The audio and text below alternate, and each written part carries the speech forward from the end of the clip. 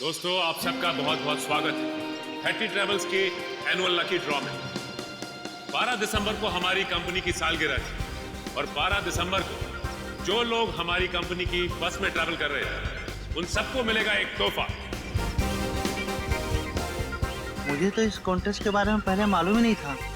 मुझे भी नहीं पता था। मैंने भी ये खबर अखबार में पढ़ी। देखते हैं आज सरप्राइज गिफ्ट क्या मिलता है। और उनमें से किसी एक लकी आदमी को मिलेगा जैकपॉट, जो कि है 2 लाख रुपए का। बस। लेकिन उससे पहले आपको एक छोटा सा काम करना होगा और वो है ये फॉर्म, साधारण सा फॉर्म, वो आपको भरना होगा। तो फिर देर किस बात की है? आइए एक एक करके फॉर्म भरिए और अपने अंगूठे का निशान छोड़कर जाइए इसमें। ये लीजिए।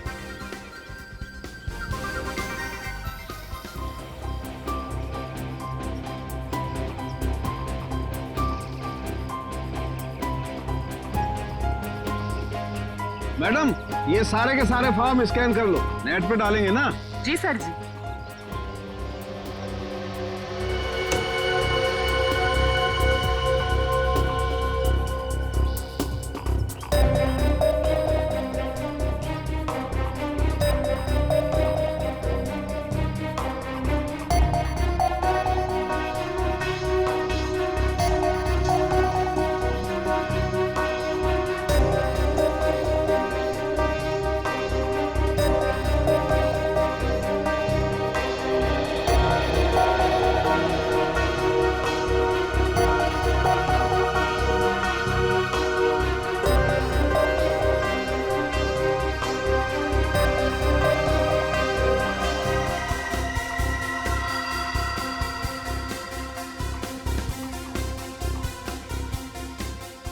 सर जी, ये लीजिए, ये मिल गया आपका लकी विनर का नाम। आइए, ये देखिए।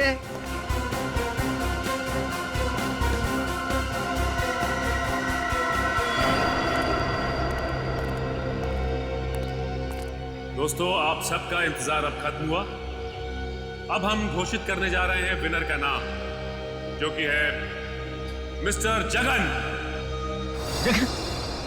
मैं जगन हूं। मैंने जैकपॉट जीत लिया। मुझे विश्वास ही नहीं हो, मैंने 2 लाख रुपए जीते। 2 लाख! सर, कहाँ लेना है? आपके लिए हमने और भी कुछ सोच के रखा। उससे भी बड़ा सर? उससे भी बड़ा क्या सर? जेल का। जेल? जगन बाबू, सारी जिंदगी जेल में रहने का इनाम। ये कैसा मजाक है? मैं जेल क्यों जाऊंगा? मैंने ऐसा क्या किया है सर? चेतन का खून किया है, जहरीली सुई चुभोकर। चेतन खून? मैंने खून?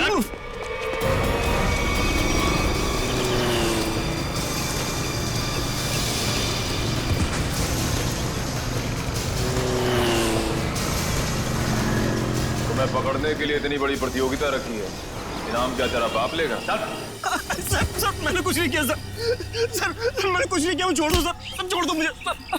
अब बोल, चेतन का खून क्यों किया तूने? सर, मुझे पैसे मिलने थे उसके सर। कौन देने वाला था पैसे तुझे? आज रात को मिलेगा वो आदमी मुझसे सर।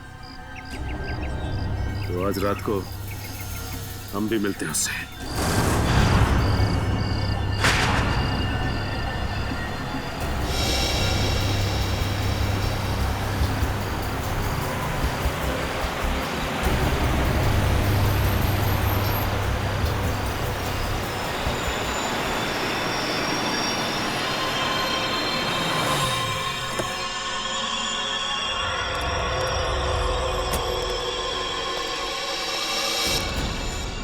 राम सेठ। वक्त के बहुत पाबंद हो तुम, मुझसे पहले यहाँ पहुँच गए। सेठ, मुझे मेरे पैसे दो सेठ। यहाँ अगर किसी ने देख लिया तो बवाल खड़ा हो जाएगा सेठ। मुझे फौरन निकलना है यहाँ से। आखिर तुमने मेरा काम किया है, इनाम तो तुम्हें मिलना ही चाहिए। हाँ सेठ।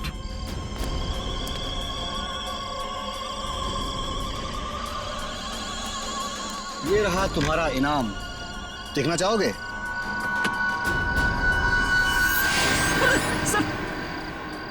बंदूक? हाँ, बंदूक। क्या मजाक है सेठ? ये मजाक नहीं और ना ही ये कोई खिलौना है।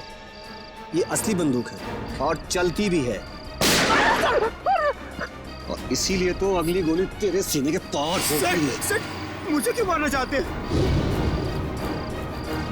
मैंने तो हेल्प की आपकी। इसीलिए तो अब तुम मेरे लिए एक खतरा बन चुके हो, और मैं खतरों को पालता नहीं हूँ, उन्हें खत्म कर देता हूँ।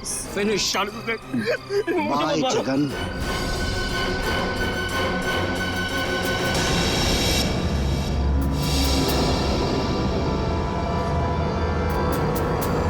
परिमल जी,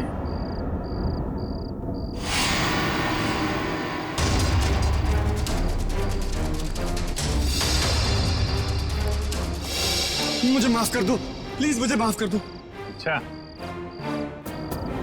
कभी कभी आदमी को ज्यादा चालाकी भारी पड़ जाती है परिमल जी।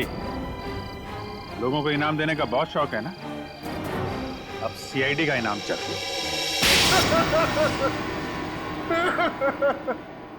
हाँ, मैं नहीं मारा रॉकी और चेतन को।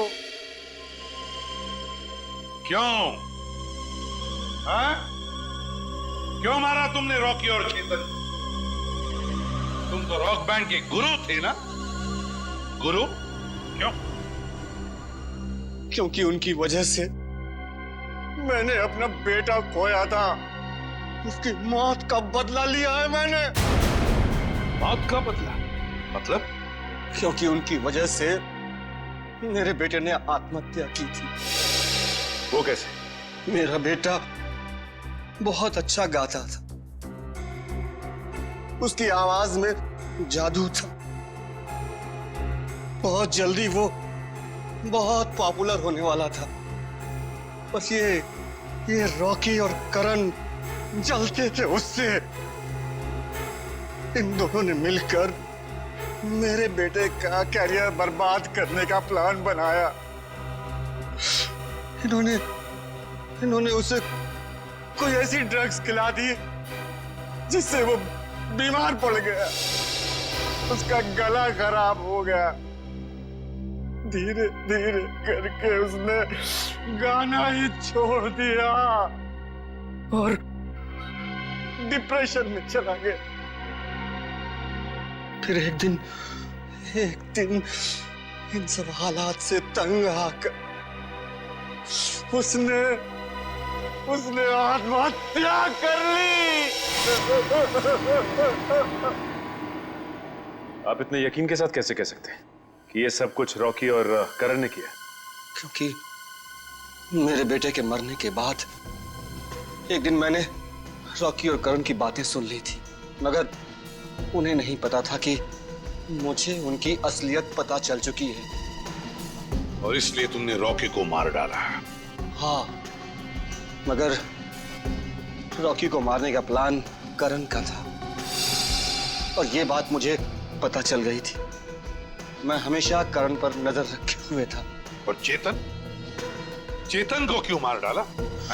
क्योंकि रॉकी को मारने का सारा काम मैंने चेतन से ही करवाया था। वो इलेक्ट्रिक करंट का तार भी उसी ने लगाया था। चेतन मेरे बारे में सब कुछ जानता था। मुझे डर था कि कहीं वो मेरे बारे में आप लोगों के सामने मुंह न खोल बैठे, इसलिए मैंने उसे भी मार डाला। तुम्हारे बेटे के साथ जो कुछ भी हुआ बहुत गलत हुआ, लेकिन इसका मतलब ये नहीं कि बदले की आग में तुम दो लोगों की जानें लो। तुमने बहुत बड़ा जुर्म किया है और इस जुर्म की सजा तो सिर्फ फांसी ही है। फांसी।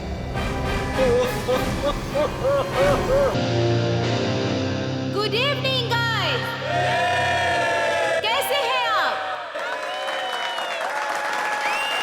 आज की शाम आप जैसे संगीत प्रेमियों के नाम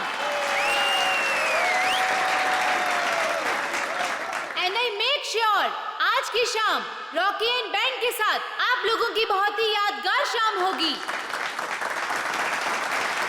तो हो जाइए तैयार रॉक एंड रोल करने के लिए रॉकी के गानों के साथ।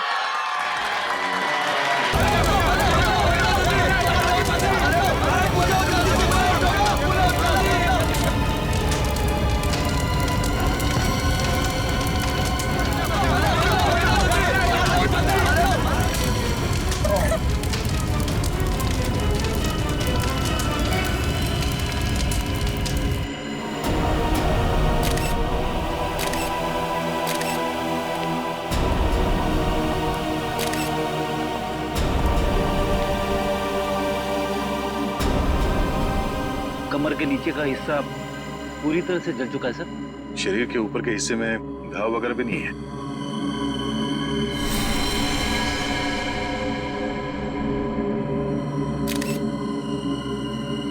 क्या स्टेज पे किसी भी चीज को हाथ तो नहीं लगा किसी ने?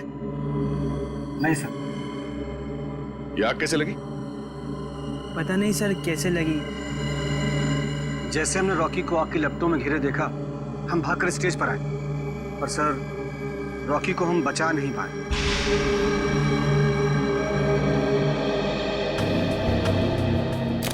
आप लोगों ने किसी को ये आग लगाते हुए देखा? या कोई जल्दी हुई चीज स्टेज पे फेंकते हुए देखा किसी को? बड़ी अजीब बात है, स्टेज के बीचों बीच अचानक आग कैसे लग सकती है? स्टेज में कुछ है। एक काम करो, स्टेज को अच्छी तरह से चेक करो।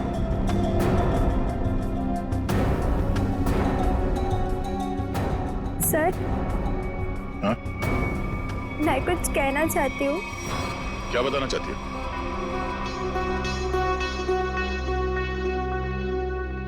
पर यहाँ नहीं, आप आइए मेरे साथ। चलिए।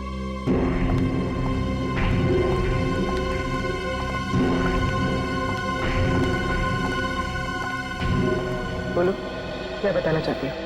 मुझे शक है कि किसी ने उसका खून किया है। किसने खून किया? कौन है वो? सर वो कौन है ये तो नहीं पता, लेकिन कुछ दिनों से हमारे बैंक को धमकी भरे लेटर्स भेज जा रहे थे। धमकी भरे लेटर्स? हाँ, और वो सारे लेटर्स रॉकी के नाम पर भेजे जा रहे थे, वो भी खून से लिखे हुए। क्या आप हमें वो खून से लिखे हुए लेटर्स दिखा सकती हैं? हाँ सर, मैं अभी लेकर आती हूँ। प्लीज। सर, अगर लेटर्स भेजने वाले ने आग लगाई है तो इसका मतलब है कि शो के दौरान वो ऑडिटोरियम में मौजूद था। हाँ पूर्वी, लेकिन उसने ये आग लगाई कैसे, ये पता लगाना जरूरी है। सर, मिला फ्रेडी? सर, ये देखिए, नीचे से एक वायर का तार निकला हुआ है। तार निकला हुआ है स्टेज के नीचे से?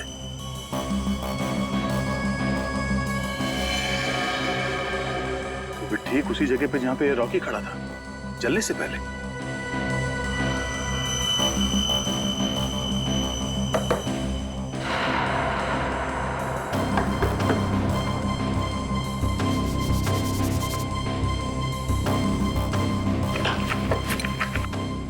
स्क्रू ड्राइवर देना।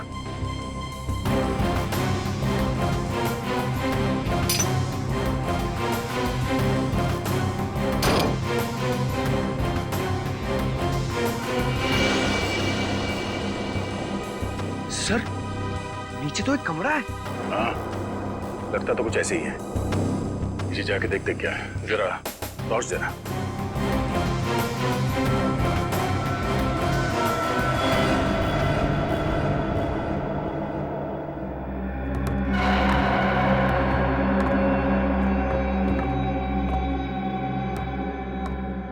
अरे, ये कैसा छुपा हुआ कमरा है सर? पूरे कमरे में धूल मिट्टी पड़ी हुई है। ये कलाकारों के लिए अलग से बनाया हुआ कमरा है। यहाँ से स्पेशल एंट्री दिखाते हैं। सर, खूनी ने स्पेशल एंट्री के लिए बनाए दरवाजे का बड़ी होशियारी से इस्तेमाल किया है। सर ये देखिए, ये वायर ऊपर से नीचे आ रही है सर। ये वायर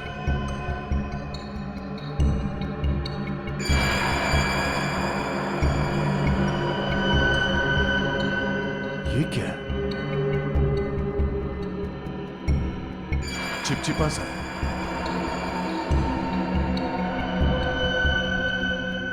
ये तो रबर सोल्यूशन है। सर, रबर सोल्यूशन यहाँ पर?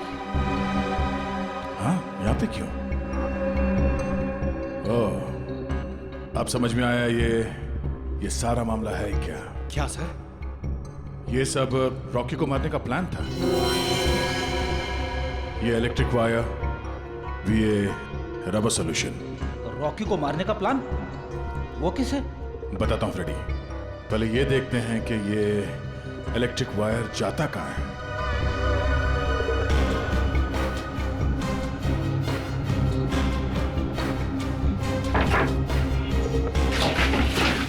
संभाल के।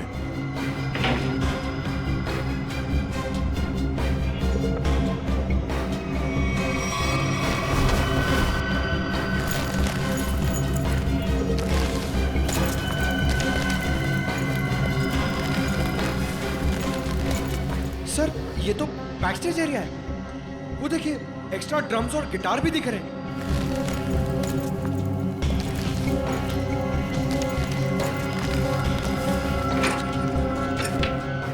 ये देखो, वायर मेन स्विच से कनेक्टेड है। आपको समझ में आया फ्रेडी? फ्रेडी, रॉकी ठीक उसी जगह पे खड़ा था जहां से हम लोग नीचे आए, और ये वायर उस दरवाजे से कनेक्टेड था और आसपास रबर सॉल्यूशन पड़ा हुआ था। जैसे ही कंसर्ट शुरू हुआ, किसी ने ये मेन स्विच ऑन कर दिया, वायर में शॉर्ट सर्किट हो गया और रबर सॉल्यूशन में आग लग गई, और आग इतनी तेजी से फैली कि रॉकी कुछ कर नहीं सका, वही मारा गया बेचारा। सर अब खूनी का कैसे पता चलेगा? ये बैक स्टेज है, इसका मतलब है यहाँ के किसी स्टाफ ने कुछ देखा जरूर होगा। एक काम करो, यहाँ पे जितने भी स्टाफ काम करते हैं उन सबको ऊपर इकट्ठा करो, चलिए।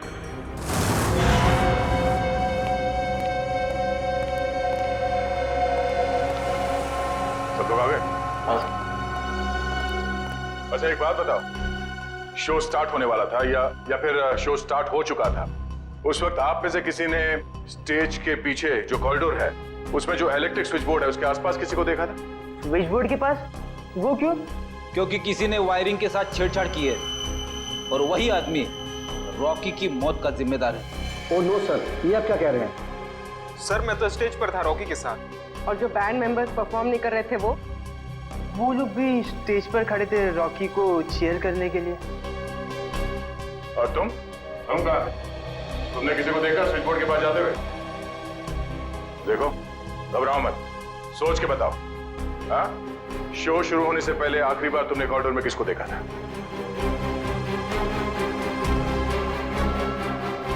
सर इसे देखा था मैंने सर। करण, ये तुम क्या बोल रहे हो? सर मैं झूठ नहीं बोल रहा हूँ, इसे ही देखा था मैंने कॉरिडोर में यहाँ। आप बताओ मिस्टर करण, तुम कॉरिडोर में गए थे या नहीं? सर हाँ मैं गया था, लेकिन क्या करने गए थे तुम वहाँ? हाँ? तुम्हें शो में परफॉर्म नहीं करना था? सर मेरा गला खराब था और मुझे पता था कि मैं गा नहीं पाऊंगा, इसलिए मैंने डिसाइड किया था कि मैं रॉकी के साथ परफॉर्म नहीं करूँगा सर, लेकिन मैंने रॉकी को नहीं मारा है सर। अच्छा सर कॉरिडोर में और स्टेज के आसपास सीसीटीवी कैमरे लगे हुए। तुम और पंकज सीसीटीवी की रिकॉर्डिंग चेक करो, पता चल जाएगा ये आदमी सच बोल रहा है या झूठ। सर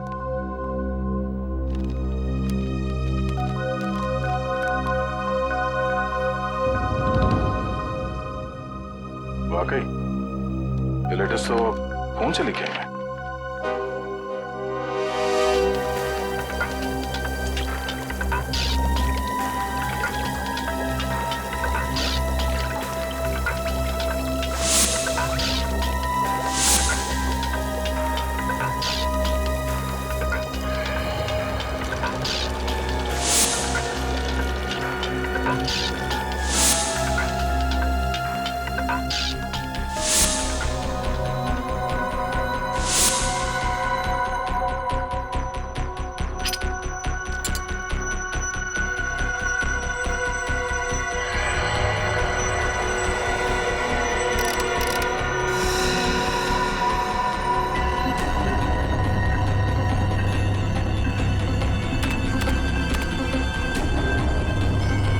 माय गॉड, कमाल है यार, लोग धमकी देने का भी क्या क्या तरीका निकालते हैं।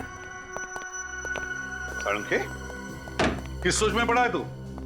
बॉस ये जो लेटर्स हैं ये खून से लिखे गए, तो इसमें कौन सी अजीब बात है?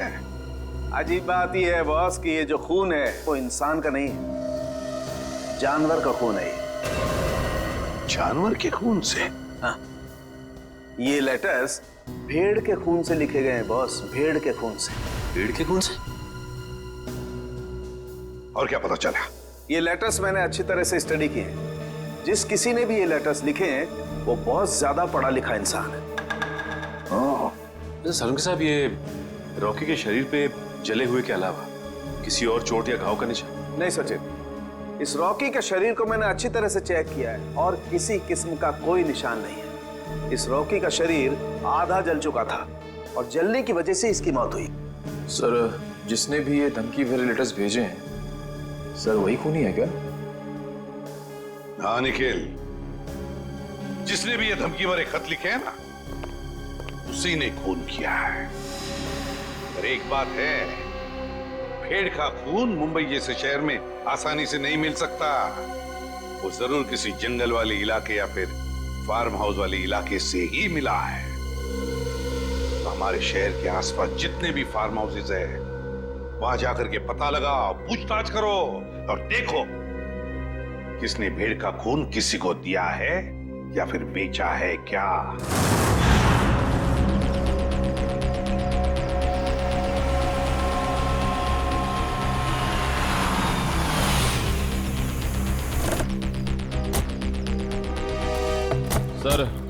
सर शहर के आसपास 2 ही फार्म्स हैं जहाँ पे भेड़ बकरियां पाली जाती हैं। एक पनवेल में है सर, जहाँ में कुछ पता नहीं चला। दूसरा ये है सर। चलो देखते हैं, शायद यहीं से कुछ पता चल जाए। सर, ये आदमी जो भी हो, उसने वो चिट्ठी भेड़ के खून से क्यों लिखी? पूर्वी, आदमी बहुत चालाक है। ये सब उसने हमें गुमराह करने के लिए किया है। वो देखो, उस आदमी से पूछते हैं। भाई साहब, ओ भाई साहब, क्या भेड़ आप ही पालते हैं? हाँ, हम ही लोग पालते हैं। पर आप लोग? हम लोग सीआईडी से। सीआईडी? जी हाँ, सीआईडी। आपसे कुछ पूछताछ करनी है। देखिए, घबराइए मत। पूछिए, क्या पूछना चाहते हैं आप लोग? अच्छा, ये बताइए कि आपसे भेड़ खरीदने तो बहुत लोग आते हो, क्या कोई भेड़ का खून खरीदने आया था आपसे? भेड़ का खून? या भेड़ का खून? नहीं साहब, ऐसा तो कोई आदमी नहीं आया। अपने इन आदमियों से पूछिए जो काम कर रहे हैं, शायद इन्हें कुछ पता हो। तुम दोनों आओ। जी साहब। अच्छा, ये बताइए कि आपसे कोई भेड़ का खून खरीदने के लिए आया था क्या? देखो, घबराओ मत, जो कुछ तुमको पता है सब कुछ सच सच बताओ। साहब, वो कुछ दिन पहले एक आदमी भेड़ का खून लेने आया था साहब। क्या? तुमने मुझे क्यों बताया? गलती है, माफ कर साहब। वो उसके लिए उसने मुझे बहुत पैसा दिया था। बोला था कि कुछ दवाइयाँ बनाना, इसके लिए उसे भेड़ का खून चाहिए साहब। क्या तुम उसे पहले से जानते थे? नहीं, मैं पहली बार मिला था। उसके बारे में और कुछ याद है तुम्हें? उसका पहनावा या उसकी कोई आदत? हाँ, उसके पास एक महंगा फ़ोन था। वो बार बार फ़ोन को ही देख रहा था साहब। ऐसा फ़ोन मैंने कभी नहीं देखा। ऐसा क्या था उस फोन में? नीले रंग का फ़ोन था, उस पर स्टार बना हुआ था साहब, और उसके पीछे कुछ एल जैसा लिखा हुआ था साहब। 5-6 दिन पहले लोकम नाम की इंटरनेशनल कंपनी ने एक ऐसा फ़ोन लॉन्च किया है। अखबारों में उसकी काफ़ी चर्चा भी हुई थी। फिलहाल शहर में एक ही आउटलेट है इसका जहाँ ये फ़ोन मिलता है, लोखंडवाला में। रोकना, एक मिनट सर।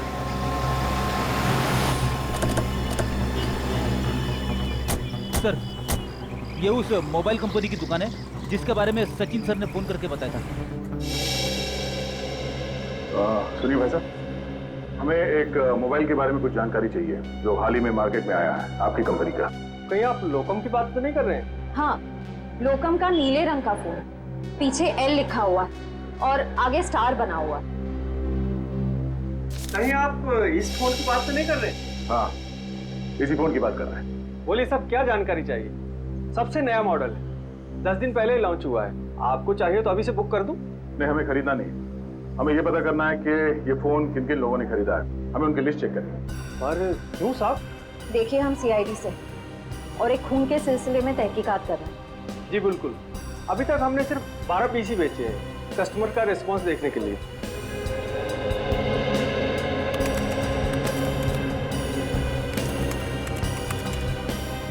ये देखिए साहब, वो लिस्ट 5 रेड कलर के बिके हैं और बाकी के 7 नीले रंग। नीले रंग के फोन जिन लोगों ने खरीदे हैं उनके लिस्ट चेक करनी है। ये रही साहब लिस्ट। चेतन? लेकिन चेतन तो उस न्यू एज रॉक बैंड का मेंबर है, वो भला अपने ही आदमी का खून क्यों करेगा? ये तो चेतन ही बताएगा। फिर घर चलते हैं। जरा चेतन का एड्रेस है।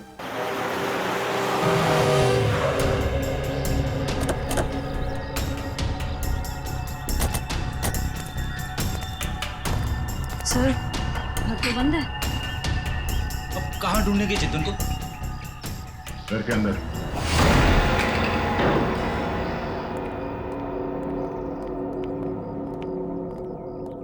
घर की अच्छी तरह से तलाशी लो, देखो कुछ मिलता है क्या।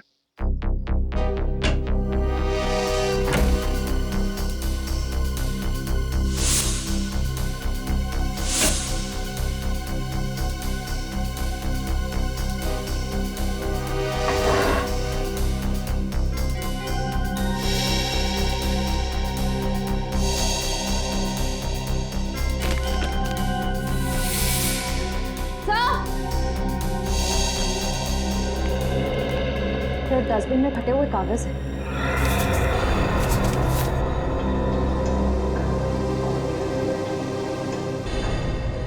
ये तो कोई ड्राइंग जैसा है। लगता है चेतन ने कोई ड्राइंग बनाई होगी और घर से निकलने से पहले इस कागज को फाड़ के चला गया होगा। कपड़ों को जोड़ के देखते हैं, पता चल जाएगा इस चेतन ने क्या ड्राइंग बनाई थी।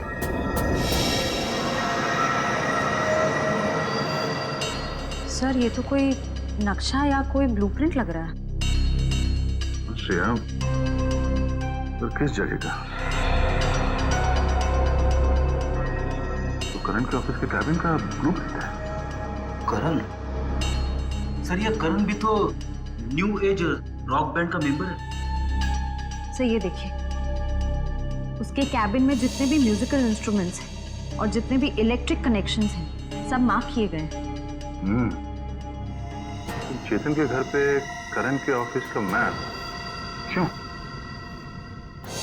कहीं करण की जान को खतरा तो नहीं है?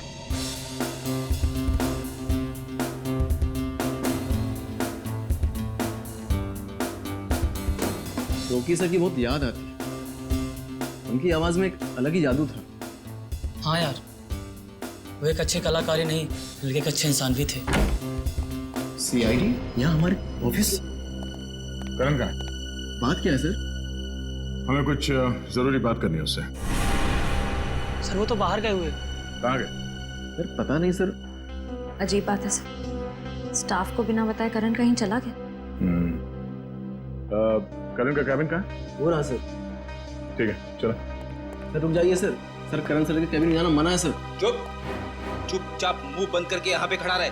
सीआईडी के काम में दखल देने का अंजाम जानते हो तुम? मगर सर करण सर ने कहा अंदर केबिन में खतरा है, इसलिए सर किसी को वहां मत जाने देना। खतरा है? हाँ सर। फिर तो जरूर जाना पड़ेगा।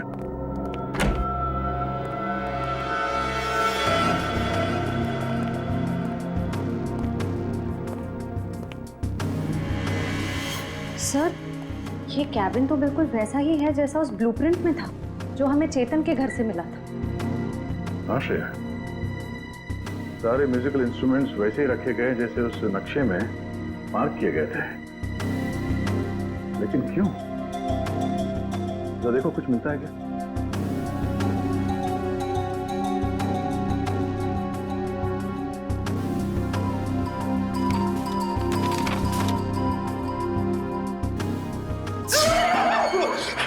क्या हुआ बेटी? सर गिटार में करंट है। गिटार में करंट है? अरे नहीं सर, सर रॉकी के खून में करण का हाथ है, इसीलिए उसने जानबूझ के ये वाला सेटअप अपनी कैबिन में बनाया ताकि वो शो में होने वाले खून की प्रैक्टिस कर सके। सर ये स्केच देखिए, इसमें म्यूजिकल इंस्ट्रूमेंट्स और इलेक्ट्रिक कनेक्शंस बिल्कुल वैसे ही हैं जैसे उस शो में थे। स्टेज और बैक स्टेज में भी सब ऐसे ही फिट किया गया था। ये सारा मामला समझ में आ रहा है। करण और चेतन इन दोनों ने मिलकर रॉकी का खून किया है। मगर सर करण सर ऐसा क्यों करेंगे सर? वो तो पता चल ही जाएगा। पहले ये बताओ, इस कैबिन में करण के साथ कोई और भी आया था?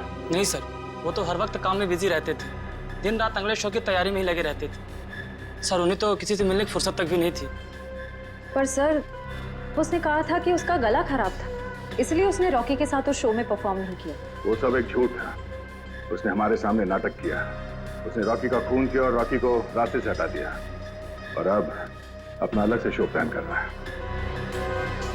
करण का अगला शो कहाँ है? सर पुणे में। पुणे में?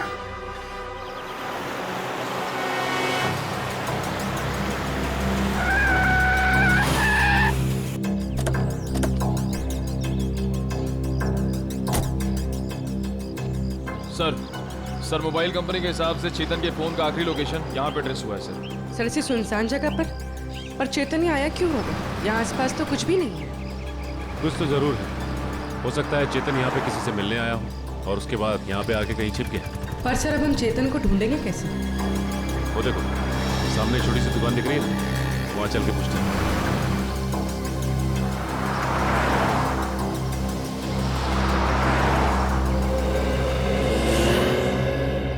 कहिए साहब, क्या लेंगे, चाय कॉफी या फिर गर्मा गर्म समोसे? जिन्हें बस आप इतना बता दीजिए कि आपने इस आदमी को पहले कभी देखा है? हाँ साहब, देखा साहब, ये मेरे ढाबे पे आया था। कितनी देर पहले आया था यार? यही कोई 1.5-2 घंटा हुआ होगा। मैंने उससे पूछा भी कि कुछ खाना पीना है, तो बोला नहीं, खाने पीने का वक्त नहीं है उसके पास। फिर वहाँ कोने में बैठकर किसी का इंतजार करने लगा। फिर कोई मिलने आया इससे? हाँ साहब, एक गाड़ी आई थी और गाड़ी को देखते ही उसकी ओर भागा। अब फिर दोनों, साहब गाड़ी में कोई बैठा हुआ था, दोनों में कुछ खुसुर फुसुर हुई और फिर गाड़ी वाले ने अटैची इसको दी और चला गया। गाड़ी वाले को देखा? नहीं मैडम, असल में हुआ क्या कि ये आदमी ठीक गाड़ी वाले के सामने आकर खड़ा हो गया, तो मैं गाड़ी वाले की शक्ल नहीं देख पाया।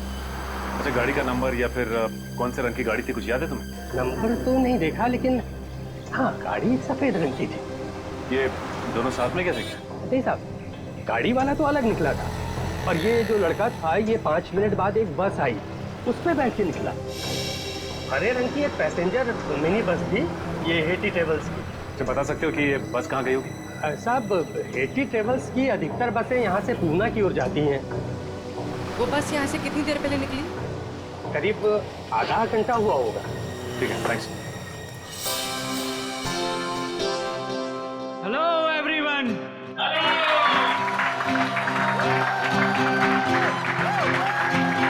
तो आखिरकार वो दिन आ ही गया जिस दिन का आप सबको बेसब्री से इंतजार था। तो अपने दिलों को थाम के बैठिए, क्योंकि अब आपके सामने आ रहे हैं आपके दिलों की धड़कनों को तेज करने the one and only mister Karan.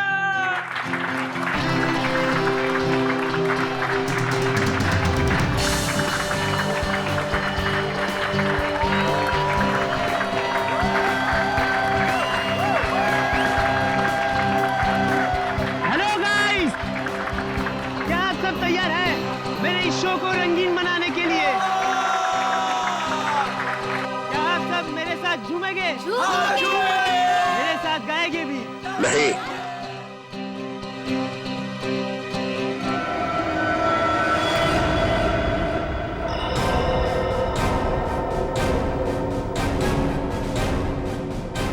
CID यहाँ?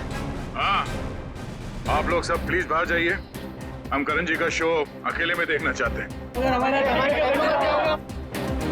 टेंशन लेने की जरूरत नहीं है, तुम्हारे पैसे तुम्हें मिल जाएंगे। चलो चलिए चलिए।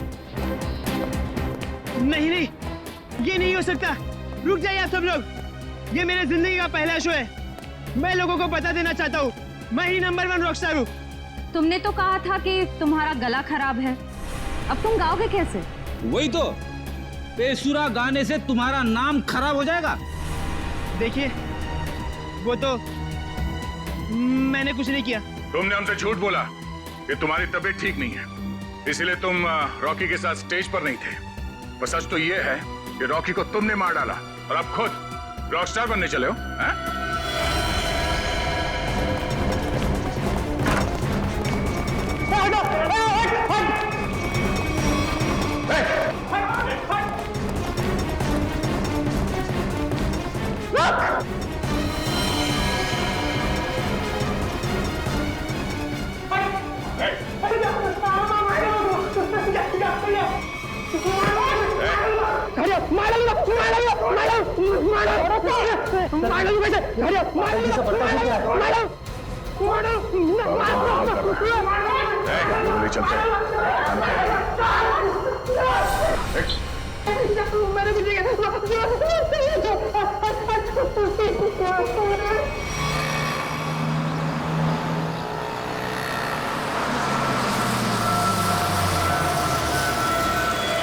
चलो चलो सब लोग उतरो, लास्ट स्टॉप आ गया। चलो चलो सब लोग उतरो, लाल डिस्टर्ब हो गया, चलो।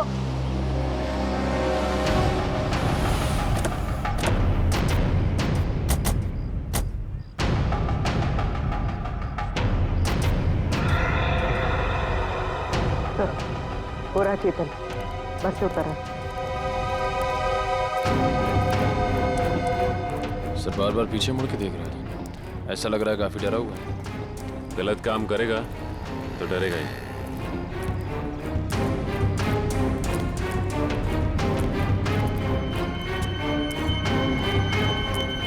ठीक है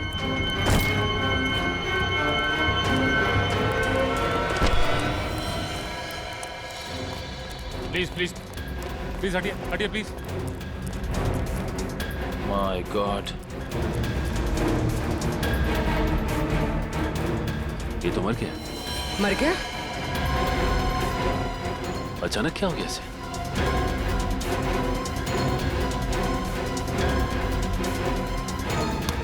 सर शरीर पे किसी भी घाव के निशान नहीं, फिर इसकी मौत हुई कैसे?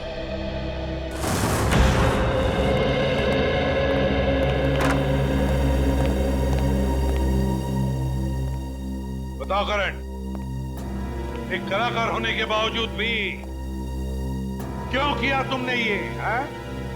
क्यों किया? बताओ। मेरा बेटा कहाँ है? करण, करण, मेरा बच्चा, तू ठीक है ना? आप क्यों मेरे बेटे के पीछे पड़े?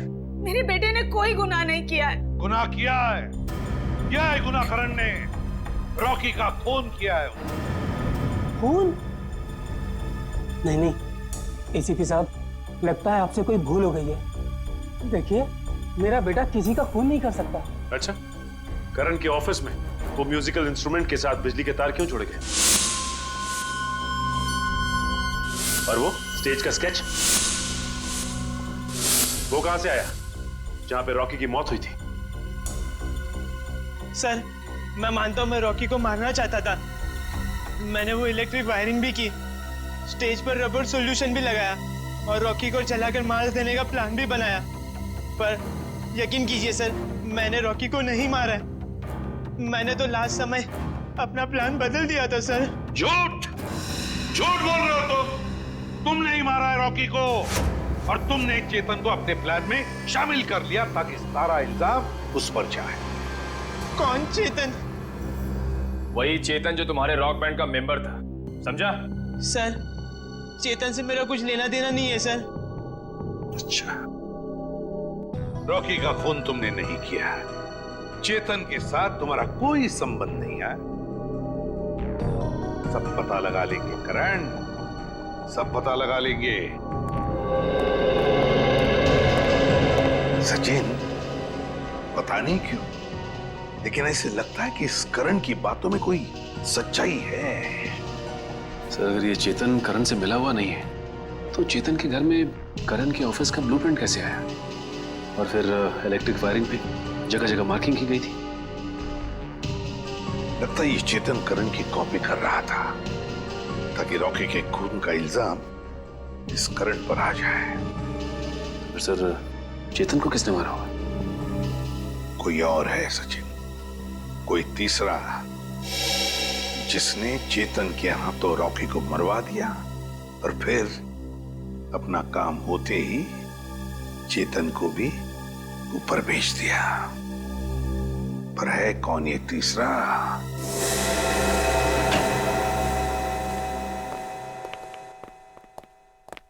सौन के रेजिग्नेशन दे दे, इस्तीफा दे दे। क्यों दे दूं भाई इस्तीफा? क्योंकि तुझे अब तक पता नहीं चला कि चेतन को मारा कैसे। तुम्हें कैसे मालूम नहीं पता लगा पाया है? अरे यार आधी बात पता चल चुकी है। तो फिर बता ना जल्दी। देखो इसकी मौत जहर देने की वजह से हुई। क्या जहर देगी? हाँ जहर देगी। अब जहर कैसे दिया गया है इस बात का पता लगना बाकी है। अभी पता लगता नहीं यार, एक मिनट रुको ना यार तुम।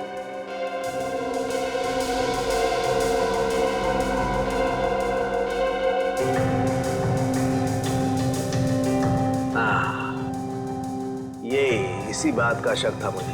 ये देखो ये निशान, बॉस ये सुई का निशान, किसी ने यहीं से इंजेक्ट करके इसकी बॉडी में जहर पहुंचाया है। लेकिन सर चेतन तो हमारे सामने ही बस से उतरा, बिल्कुल ठीक ठाक था। और जब हमने इसका पीछा किया तब भी बिल्कुल ठीक ठाक था। और सर वो मरा भी हमारे सामने, हमने तो नहीं देखा किसी को उसे इंजेक्ट करते हुए। सचिन, इसे 15-20 मिनट पहले ही जहर दिया गया। बॉस, ये स्लो पॉइजन है, 15-20 मिनट के बाद असर करता है। तो इसका मतलब है चेतन को पॉइजन दिया गया बस में, मतलब खूनी बस में ही था जब चेतन बस में था। मगर सर चेतन को अगर बस में इंजेक्शन दिया गया तो उसे पता कैसे नहीं चला? भीड़ थी निखिल, बस में भीड़ थी, भीड़ का फायदा उठाया होगा खूनी ने। लेकिन सर अब खूनी तक पहुंचेंगे कैसे? मैं आप लोगों की मदद कर सकता हूं। तो फिर टाइम पास क्यों कर रहा है? अबे बता ना जल्दी। बॉस, इसकी कलाई पर एक चमड़े का बेल्ट था, उस पर और इसकी कलाई पर मुझे उंगलियों के निशान मिले। किसके निशान मिले सारुण के? अब इसकी उंगलियों के तो है नहीं, तो शायद वो निशान खूनी के होंगे। अगर ये उंगलियों के निशान खूनी के हैं तो फिर हुआ ये होगा कि जब खूनी चेतन को इंजेक्शन देना चाहता था तो किसी वजह से उसने चेतन की कलाई पकड़ ली, मगर कलाई पर था लेदर बैंड, तो बस आ गए उसकी उंगलियों के निशान उस लेदर बैंड पर। लेकिन सर बस में तो बहुत सारे लोग थे, ये पता कैसे चलेगा कि वो उंगलियों के निशान है किसके? पता तो लगाना पड़ेगा सचिन कि वो उंगलियों के निशान हैं किसके। पता तो लगाना पड़ेगा। है एक तरीका